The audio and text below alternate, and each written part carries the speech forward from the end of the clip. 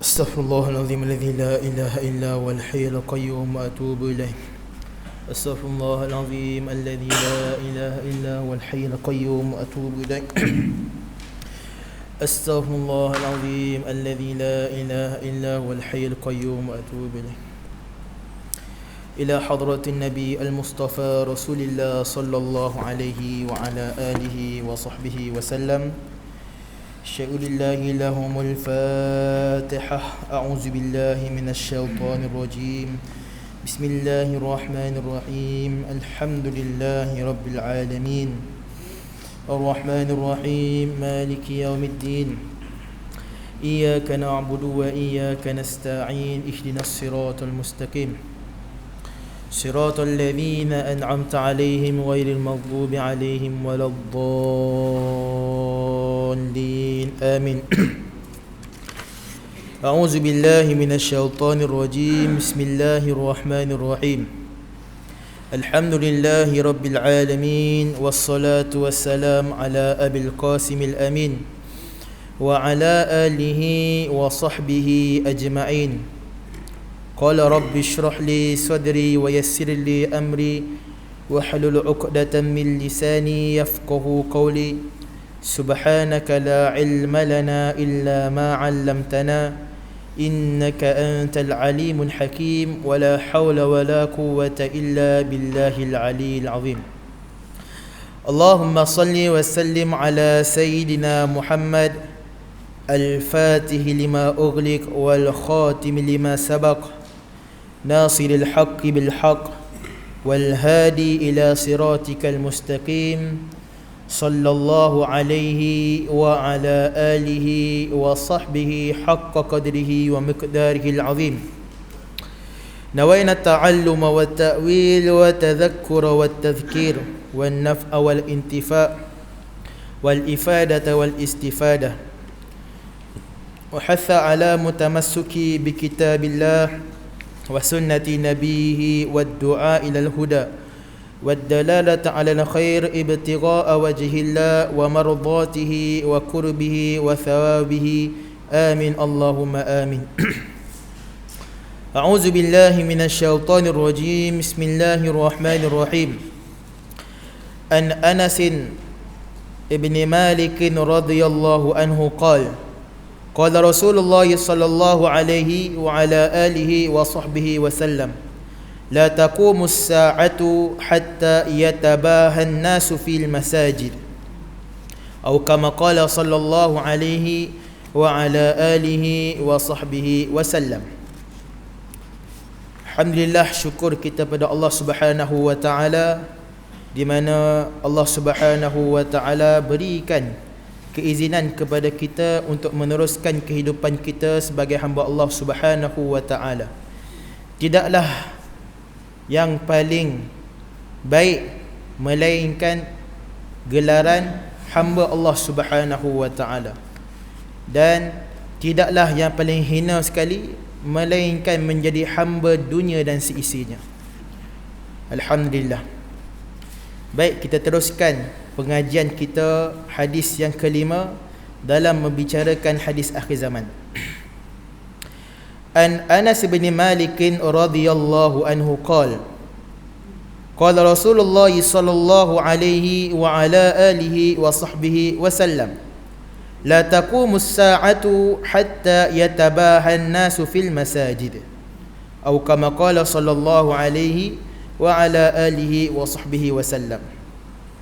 Hadis yang kelima daripada Sayyidina Anas bin Malik radhiyallahu anhu berkata, sabda Rasulullah sallallahu alaihi wa ala alihi wa sahbihi wasallam, tidak akan berlaku kiamat sehingga manusia berbangga-bangga dengan masjid-masjid.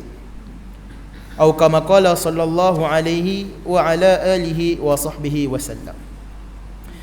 Baik, kata Nabi sallallahu alaihi wa ala alihi wa sahbihi wasallam, tidak akan berlaku kiamat, yakni tidak akan tibanya hari kiamat hatta yatabahan nasu fil masajid, sehinggalah manusia berbondong-bondong berbangga-bangga dengan masjid-masjid mereka. Atau kama qala sallallahu alaihi wa ala alihi wa sahbihi wasallam. Baik. Pertama sekali, masjid asal perkataan daripada sajada yasjudu, iaitu sujud.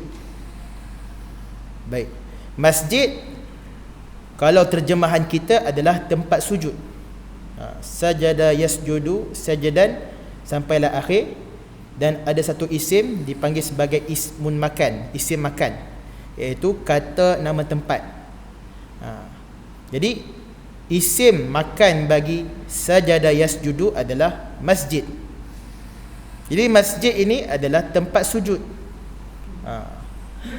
Kerana apa dipanggil sebagai masjid? Kerana di dalamnya ramai orang yang sujud kepada Allah Subhanahu wa taala. Dalam erti yang lain, sujud menunjukkan solat, ataupun sujud menunjukkan sebahagian daripada rukun solat. Jadi kita tahu rukun solat, kalau tertinggal satu daripada rukun solat, maka tak sah solat kita. Jadi masjid adalah tempat sujud, tempat ramainya orang bersujud kepada Allah Subhanahu wa taala. Jadi apa kaitan hadis ni dengan masjid? Jadi Nabi beritahu tidak akan berlaku hari kiamat melainkan manusia berbangga dengan masjid mereka. Bagaimana? Kita tengok sekarang. Masjid-masjid kita hias dengan pelbagai hiasan, tetapi hiasan dalaman tak ada. Apa dia? Hidupkan ibadah di dalam masjid. Contohnya solat jemaah, majlis ilmu, majlis zikir dan sebagainya. Masjid besar, dan masjid cantik, tetapi di dalamnya tiada roh masjid. Jadi setiap masjid ada roh dia. Setiap masjid ada rohnya, dan roh dia adalah ibadah orang yang berada di dalam dia. Jika mana tiada orang yang beribadah di dalamnya, maka rohnya hilang. Jadi dalam masalah hias masjid ini tak ada masalah sebenarnya. Dalam qaul yang lain mengatakan makruh, kerana mengganggu orang solat. Jadi solat ni tak perlu ada gangguan, sebab kita nak meraih khusyuk di dalam solat. Jadi apa yang mengganggu orang solat itu makruh. Jadi di situlah ulama mengambil hukum hias masjid adalah makruh. Itu kata yang lain. Tapi tak ada masalah di tempat kita, makruf dengan kita mencantikkan masjid untuk menarik orang datang ke masjid. Tak ada masalah. Akan tetapi berlampau di dalam menghiaskan masjid sampai beribu-ribu habis, sampai berjuta-juta kita habiskan khas untuk menghias masjid, itu makruh. Boleh jadi pembaziran. Benda yang tak perlu ada kita adakan. Baik, itu satu. Yang kedua, mereka berbangga-bangga dengan apa yang ada di dalam masjid. Yang pertama sekali, manusia berbangga dengan masjidnya kerana kecantikan. Masjid tu cantik, menara dia tinggi, dalam dia pelbagai letak seramik ataupun letak batu marble, letak benda-benda yang mahal di dalam masjid. Lampu sampai besar, sampai orang nak solat pun tengok, ish, besar lampu ni, beli kat mana? Sampai terpegun orang. Itu yang pertama. Manusia berbangga-bangga dengan masjid mereka dengan kecantikan. Yang kedua, Allahumma salli ala sayyidina Muhammad, dengan apa yang ada di dalam masjid tersebut. Contohlah, ada kipas besar, ada apa lagi? Ada benda-benda yang tiada di dalam masjid yang lain. Contoh, kami ada tu, kami ada ni, ada homestay, ada tu. Tak ada masalah, benda tu ada, tak ada masalah. Tapi mereka berbangga-bangga dan merendah-rendahkan masjid yang lain. Kalaulah mereka memberi contoh kepada masjid yang lain, tak ada masalah. Mereka memberi contoh, kami nak ajak, kami dah ada buat homestay, kami ada buat kedai, kami ada buat tu, dan kami nak bagi contoh kepada orang lain untuk ikut kami. Ni tak berbangga-bangga dengan apa yang masjid mereka ada, dan mereka menghina dengan orang lain pula. Kata tak reti nak urus masjid, tak reti nak manage kewangan masjid dan sebagainya. Itu yang kedua. Yang ketiga, Allahumma salli ala sayyidina Muhammad, masjid dijadikan hak persendirian. Itu yang ketiga. Jadi mereka berbangga-bangga dengan masjid kerana mereka ada hak di atas masjid tersebut. Contohlah, ni masjid yang dibina oleh sekian-sekian orang, sekian-sekian individu. Siapa yang nak mengurus masjid tersebut kena minta izin kepada tuan tersebut. Padahal seperti mana kita tahu, masjid adalah rumah Allah. Sesiapa sahaja dibenarkan masuk, datuk ke, datin ke, orang miskin ke, orang kaya ke, tak ada masalah untuk masuk. Tetapi sekarang ada sekatan. Hanya orang taman saja yang boleh masuk ke masjid kami. Hanya orang yang disenaraikan boleh masuk boleh masuk dalam masjid kami. Ada certain orang ataupun orang-orang yang dipilih untuk masuk ke masjid. Ni realiti sekarang. Nampak orang miskin saja, nampak orang tak berduit, tak pergi masuk. Nampak orang pakai lekeh, orang minta sedekah, tak boleh masuk. Apa hak kita? Sebab masjid ni adalah rumah Allah, dibina di atas duit orang ramai, dibina di atas duit orang yang mewakafkan harta mereka kepada Allah. Apa hak kita? Apa hak kita? Jadi mereka berbangga-bangga. Masjid kami ni, kami yang punya. Tak ada siapa yang boleh pegang pengurusan seperti mana kami jaga. Itu tiga. Yang pertama sekali, manusia berbangga-bangga dengan kecantikan, keindahan masjid yang mereka bina. Itu yang pertama. Yang kedua, mereka berbangga-bangga apa yang ada di dalam masjid mereka yang tiada pada masjid lain. Itu yang kedua. Yang ketiga, mereka berbangga-bangga dengan mereka memiliki masjid tersebut.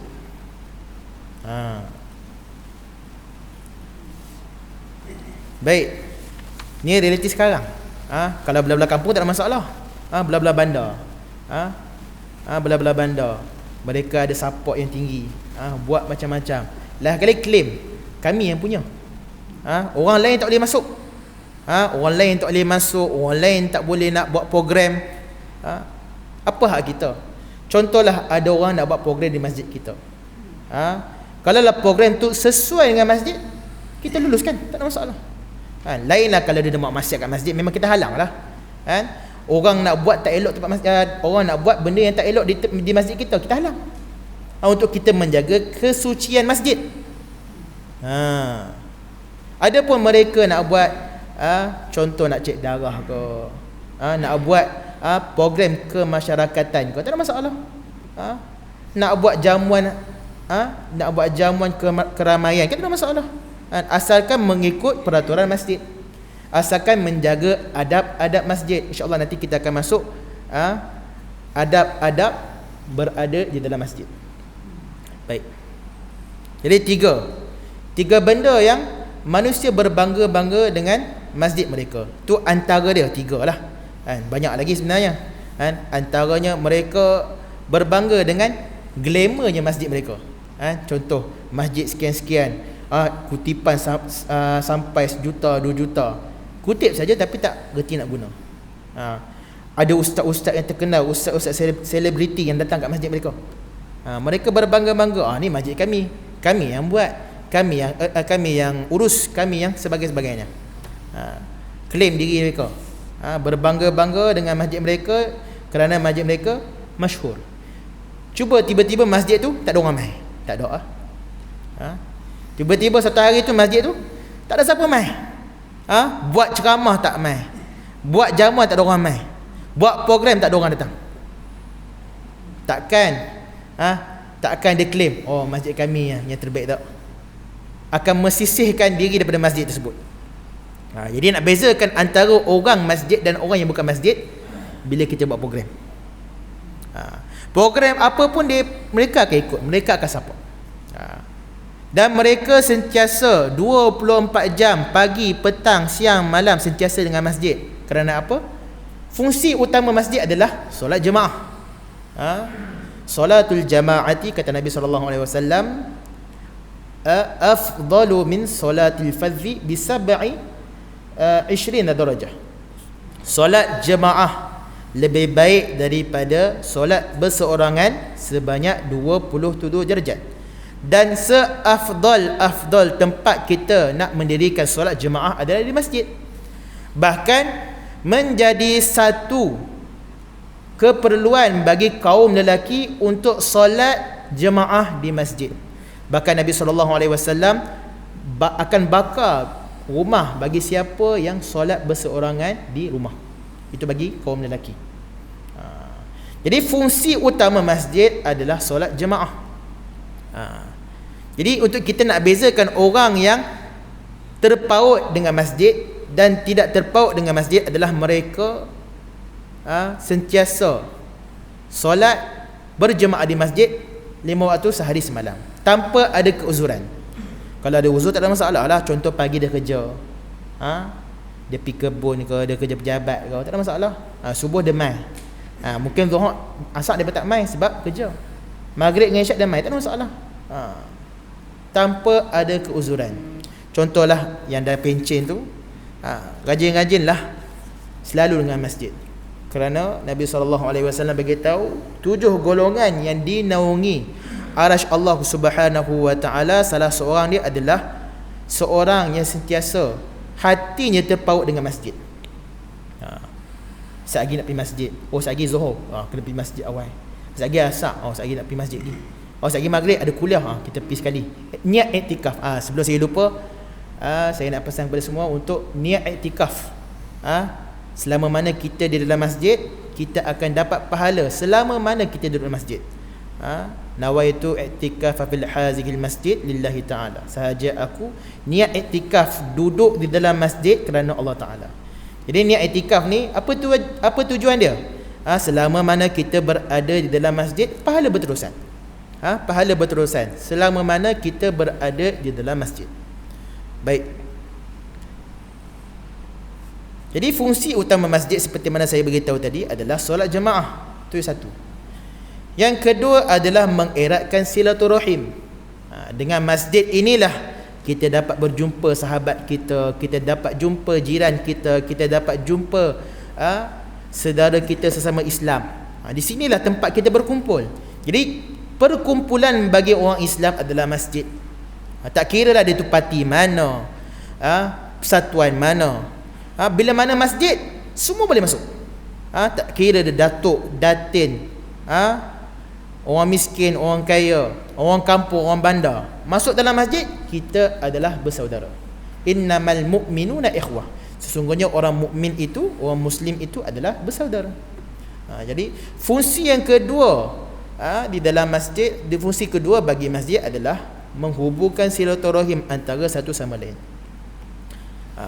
Pada masa yang sama, kita mengajak mereka untuk solat jemaah sama-sama. Jadi nak tahu kekuatan orang Islam itu, tengok pada masjid mereka. Kalau masjid mereka meriah, maka kuatlah Islam di tempat mereka.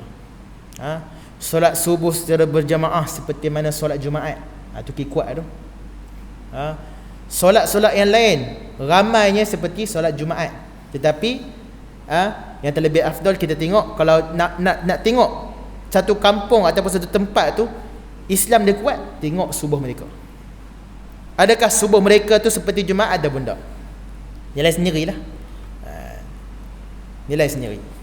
Baik, itu yang kedua. Yang ketiga adalah masjid adalah tempat keramaian. Maksudnya apa? Masjid ni boleh pelbagai.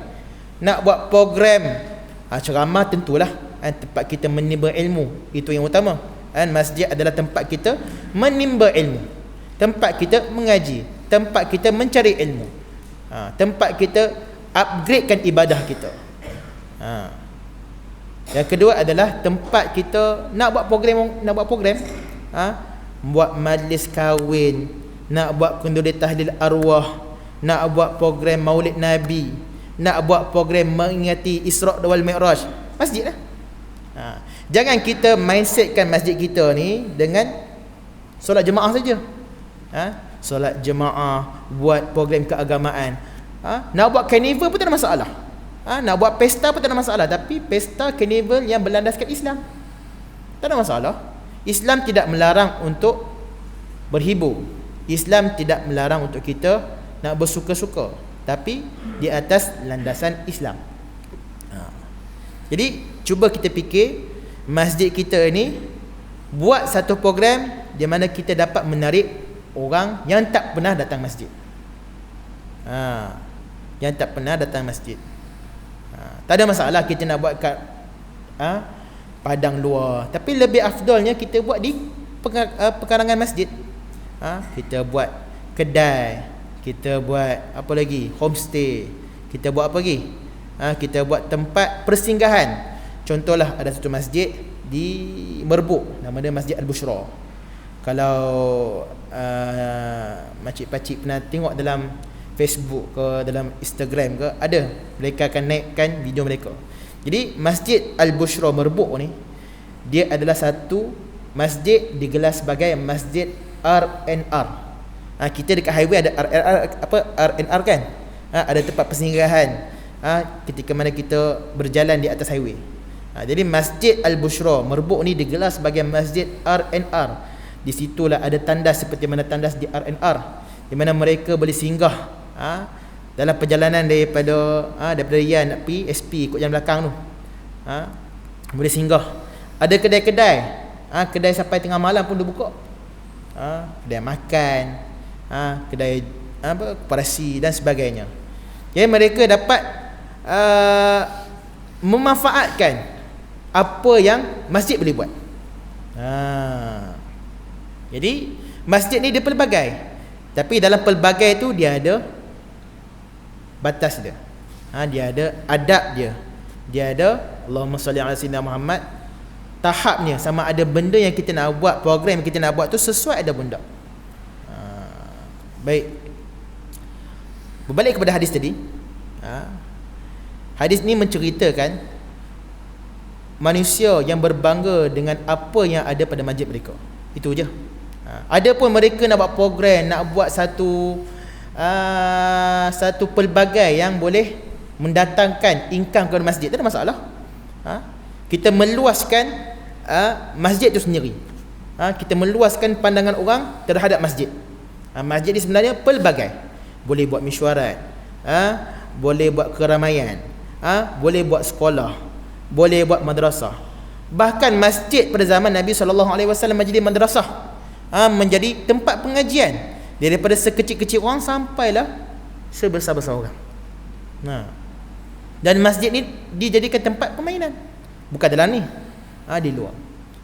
Ada pun dalam ni ada adab dia. Tak boleh kita buat bising, tak boleh kita buat sebarangan benda yang tak dibenarkan buat di dalam masjid. Kita sediakan tempat permainan budak-budak, supaya mereka boleh datang ke masjid ketika mana masjid azan. Contohlah anak-anak kita main dekat luar, lepas asar sampai kat maghrib tu, sebelum mereka balik mai singgah solat maghrib tu. Jadi sebenarnya buat benda-benda ni bukan apa, kita nak tarik orang pergi masjid, kita nak tarik minat orang pergi masjid. Kerana masjid ni adalah salah satu syiar Islam yang perlu kita angkat, yang perlu kita tinggikan. Antara syiar ataupun tanda Islam tu adalah Nabi SAW, yang kedua Quran, yang ketiga adalah masjid. Jadi syiar ataupun satu benda yang nak tunjuk itu Islam adalah masjid. Jika mana kita tak dapat nak menguruskan masjid dengan sebaiknya, dengan duit yang orang ramai bagi, jadi itu satu masalah lah. Kita diberi amanah oleh Allah Subhanahu wa taala untuk mengurus masjid. Uruslah masjid dengan sebaiknya. Uruslah masjid dengan seeloknya. Baik. Allahumma salli ala sayyidina Muhammad. Jadi cukup itu berkenaan dengan hadis yang kita baca pada malam ni. Kita akan teruskan dengan adab-adab kita berada di dalam masjid. Baik. Bismillahirrahmanirrahim. Di antara adab-adab ketika mana kita masuk ke masjid, yang pertama sekali adalah kita mendirikan solat tahiyatul masjid. Jadi solat tahiyatul masjid adalah solat penghormatan kita terhadap masjid. Contoh, kita nak masuk rumah orang, kita kena bagi salam. Kita nak masuk rumah orang, kita kena jaga mata kita, jangan tengok apa yang ada dalam rumah. Tu adab. Ni ada setengah kita masuk rumah orang tu, tengok shilling, tengok gambar, tengok meja, tengok TV. Ish, kaya dia ni. Tu adab kita. Dan satu lagi, adab kita nak beri salam kepada orang lebih daripada 3 kali, kita balik. Maksudnya apa? 3 kali saja kita beri salam, kalau tak jawab kita balik. Jangan kita pergi belakang, pergi tengok, tak tahu, takut nanti kita nampak keaiban tuan rumah tu sendiri. Mana dah tahu tuan rumah tu kat belakang dia buat apa? Dia siang ikan tak pakai baju ke, dia buat kebun kat belakang tak pakai baju. Kita Assalamualaikum, Pak Long terkejut. Uish, siapa dia ni? Aku tak pakai baju. Kita tak tahu kan hal orang yang berada dalam rumah tu macam mana.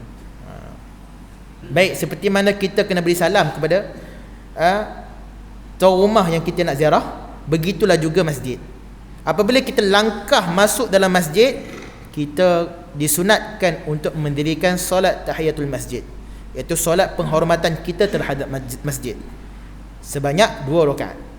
Tak kira lah kita masuk waktu-waktu mana pun, hatta waktu haram sekalipun disunatkan untuk kita mendirikan solat tahiyatul masjid. Jadi solat ni dia ada 2. Dia ada solat yang ada sebab dan solat disebabkan. Solat yang ada sebab seperti mana kita solat sebab kita masuk masjid. Solat sebab kita ambil wudu. Solat sebab sekian-sekian. Dan solat yang disebabkan, kita solat disebabkan ada jenazah. Jadilah solat jenazah dan sebagainya. Ala kulli hal, ketika mana kita masuk masjid, walaupun kita keluar, kita masuk balik, disunatkan untuk kita solat sunat tahiyatul masjid. Itu yang pertama. Yang kedua, niat iktikaf. Niat iktikaf. Masuk je masjid, niat iktikaf. Niat untuk kita berada di dalam masjid, sambil kita berada di dalam masjid, pahala berjalan selama mana kita berada di dalam masjid. Yang ketiga adalah kita melangkah kaki kita masuk ke masjid dengan kaki kanan. Kerana Nabi SAW sabda, kul biyaminik wa kul mimma yalik. Makanlah kamu dengan tangan kanan dan makanlah kamu dengan apa yang ada berdekatan dengan kamu. Maksudnya apa? Nabi SAW suka buat satu perkara dengan tangan kanan. Ini sunnah. Sunnah yang dituntut. Bahkan majlis sunat untuk kita melakukan perkara-perkara yang baik dengan tangan kanan.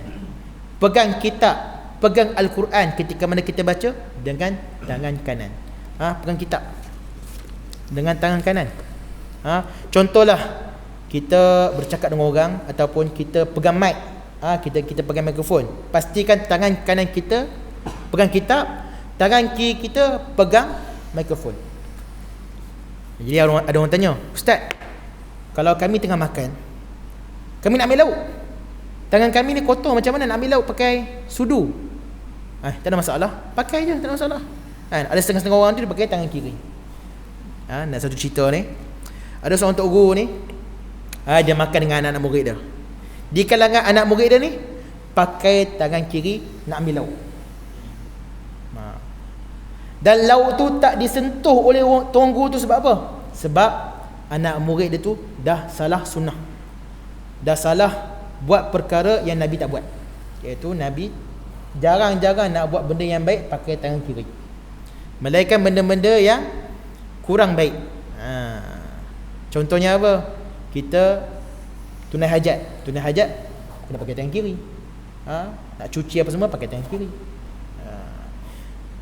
Adapun kita nak ambil lauk, nak ambil lauk lah, kita nak tambah lagi, kita nak ambil nasi, tak ada masalah pakai tangan kanan. Tak ada masalah untuk pakai tangan kanan kerana sunnah. Kalaulah kita perasan kan, orang tu bawa keluar pergi tandas, makan yang kita pula, dia ambil makanan lauk pakai tangan kiri. Apa perasaan kita? Nak makan lauk tu bersih tak ada masalah, tapi kita rasa tak sedap lah kan. Orang tu bawa keluar pergi tandas, dia makan dengan kita, dia cedok lauk pakai tangan kiri. Tak sedap lah. Baik, apa-apa kebaikan yang kita nak buat, mulakan dengan kanan. Nak pakai baju pakai tangan kanan, nak pakai sarung, nak pakai kain pakai daripada kanan. Apa semualah benda-benda yang baik, pastikan mula dengan kanan, kerana Nabi suka mulakan satu perkara dengan tangan kanan, dengan perkara-perkara yang kanan. Baik, kalau keluar masjid dengan kaki kiri. Kadang-kadang kita lupa, nama pun manusia ni asal perkataan lupa. Jadi peringatlah, termasuk diri saya sendiri. Baik. Yang keempat, untuk zaman kita sekarang ni handset, handphone, tolong matikan kerana apa? Benda inilah yang akan mengganggu kita ketika mana kita solat. Contohlah, kita sebelum kita solat, kita mesej orang tu tak jawab pun, tengah-tengah semayang, ting ting, siapa mesej ni? Kita pula buat notification tu bunyi lain. Kayaknya bunyi yang satu lagi untuk grup, satu lagi untuk orang mesej kita. Bunyi ting, siapa mesej ni? Telah mengganggu solat kita. Mengganggu solat kita. Jadi apa salahnya kita silent ataupun kita offkan handset ni, supaya kita ada masa dengan Allah Subhanahu Wa Taala. Kita ni banyak sangat masa kita dengan dunia. Ni banyak masa kita dengan handset. Banyak masa kita dengan sembang orang. Banyak masa kita buat benda-benda keduniaan. Kemah rumah, buat kebun, tak ada masalah. Benda tu tak ada masalah sebab kita duduk kat dunia. Duduk kat dunia ni, buatlah benda keduniaan. Tapi kita kena ingat, kita ni akan balik kepada Allah, akan bawa amalan-amalan yang berupa amalan akhirat kepada Allah, bukan amalan dunia. Baik. Yang kelima adalah kita membaca doa. Allahumma inni as'aluka, Allahumma inni abwaab rahmatik. Doa untuk kita masuk masjid.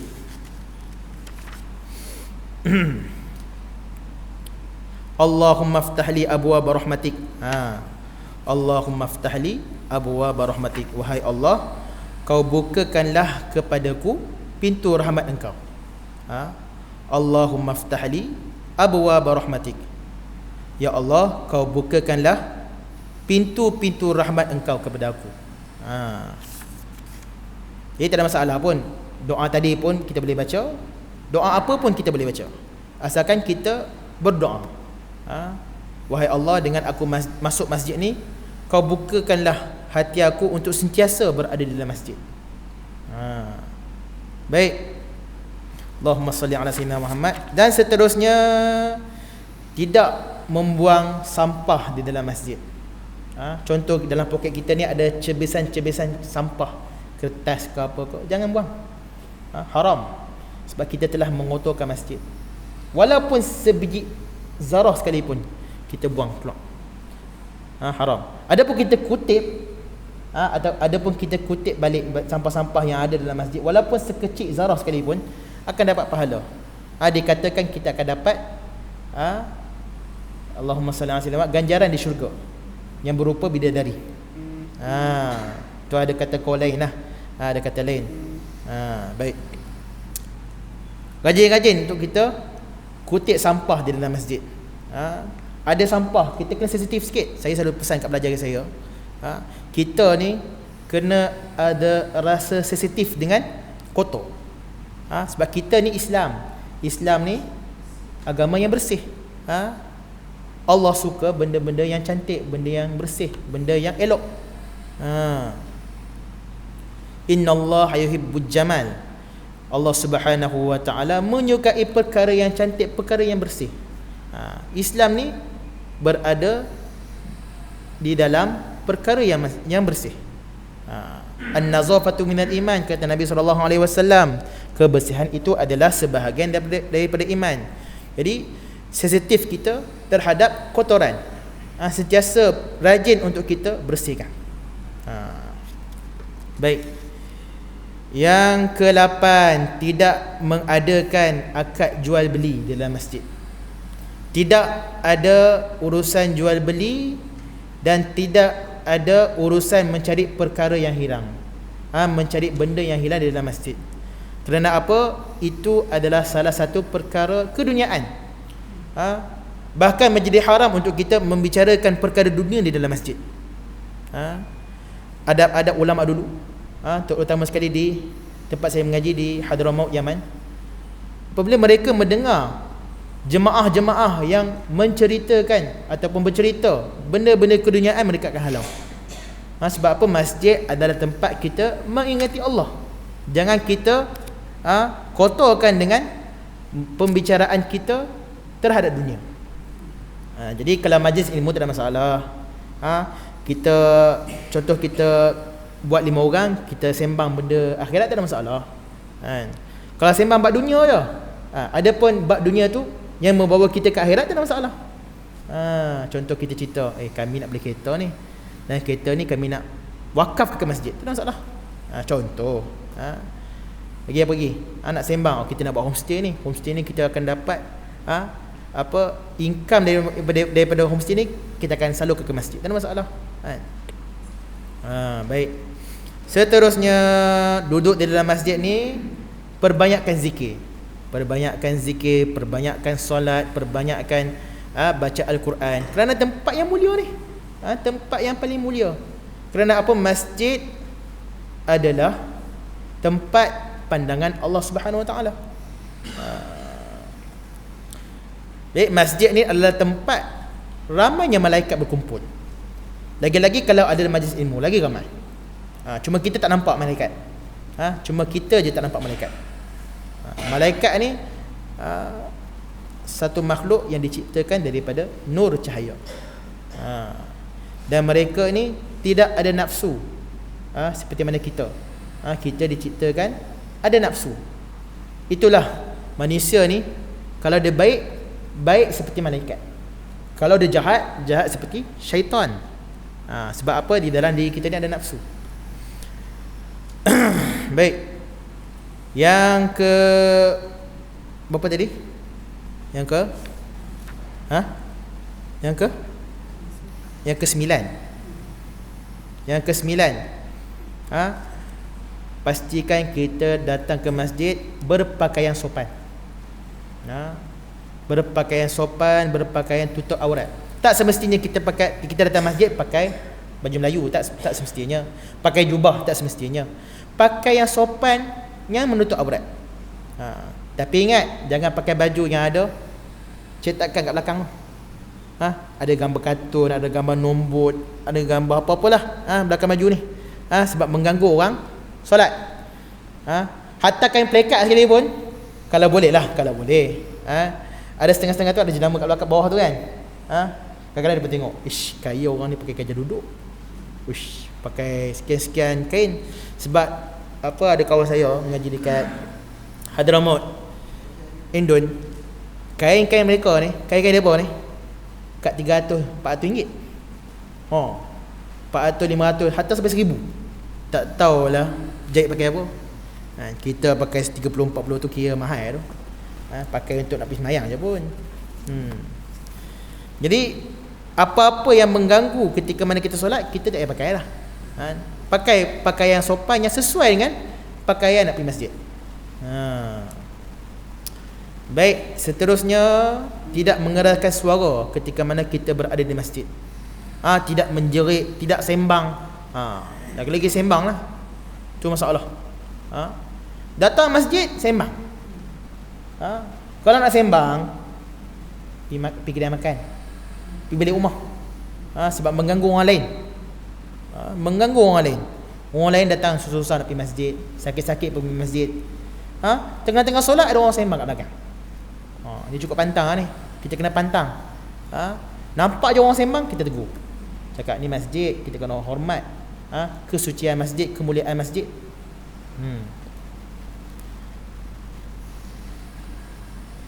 Baik. Dan yang terakhir sekali, ketika mana kita keluar daripada masjid, pastikan kita keluar dengan kaki kiri dan kita berdoa, Allahumma ghfirli waftahli abwaaba rahmatik. Wahai Allah, ampunkan dosaku dan bukalah pintu-pintu rahmat kepadaku.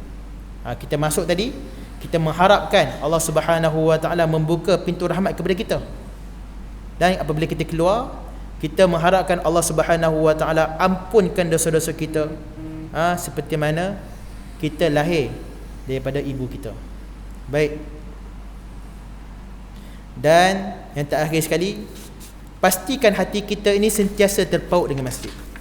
Kerana apa? Masjid adalah tempat yang paling selamat sekali. Untuk kita ibadah, untuk kita mengadu kepada Allah Subhanahu wa taala, untuk kita berjumpa dengan kawan-kawan kita. Masjid lah. Masjid. Allahumma salli ala sayyidina Muhammad. Dan masjid adalah tempat-tempat yang sebaik-baik yang berada di atas muka bumi ni. Mana-mana masjid lah tempat yang paling terbaik sekali. Tempat yang paling terbaik sekali untuk kita berada di dalam dia. Baik. Allahumma salli ala sayyidina Muhammad. Setakat itu saja. Wallahu subhanahu wa ta'ala alam. Ada apa persoalan? Ya? Kalau contoh tak mengganggu orang solat, tak ada masalah. Contoh ada bunga-bunga sikit-sikit, tak ada masalah tu. Cuma dia atas orang tu sendiri. Kadang-kadang orang tu dia semayang, tiba-tiba dia lalai. Dia lalai tengok, cantik pula tulukong ni. Lagi dia habis semayang pergi beli. Jadi untuk nak mengimarahkan masjid gitulah. Imarahkan masjid satu benda, jaga adab masjid tu satu benda lain. Nak buat macam-macam tak apa, tak ada masalah, tapi jangan kita berasa masjid itulah yang kami bangga dan kami rasa masjid kami dah paling terbaik sekali. Pada masa yang sama kita tak jaga adab masjid tu, tak hidup ke? Walaupun masjid biasa, macam kat Hadramaut lah, kami terkejut pergi masjid dekat Hadramaut, khusus di Tarim, putih macam ni, putih dalam, tak ada apa-apa, tak ada tulisan apa, tak ada ayat Quran, kiranya putih saja, putih, tak ada apa tulis apa. Macam kita ada sikit-sikit macam apa, seramik, ada tile, ada buat ayat-ayat Allah, buat ayat Quran besar kan. Kalau di sana tak ada, tapi hidup dengan majlis ilmu, hidup dengan ibadah, hidup dengan program-program yang boleh buat dalam masjid. Baik. Ada soalan?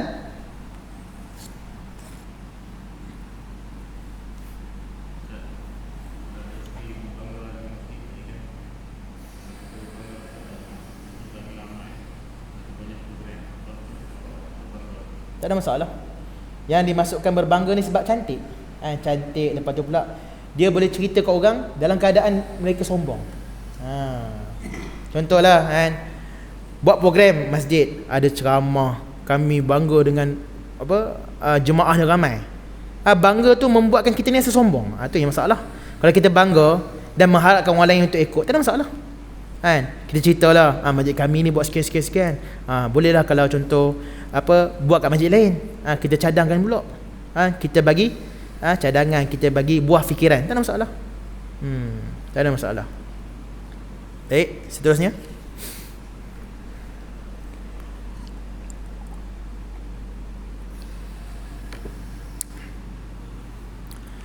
Baik, wallahu subhanahu wa ta'ala alam. Al-Fatihah. A'udzu billahi minasyaitonir rajim. Bismillahirrahmanirrahim. Alhamdulillahi rabbil alamin, arrahmanir rahim, maliki yaumiddin. Iyyaka na'budu wa iyyaka nasta'in. Ihdinas siratal mustaqim. Siratal ladzina an'amta 'alaihim ghairil maghdubi 'alaihim waladdallin. Amin.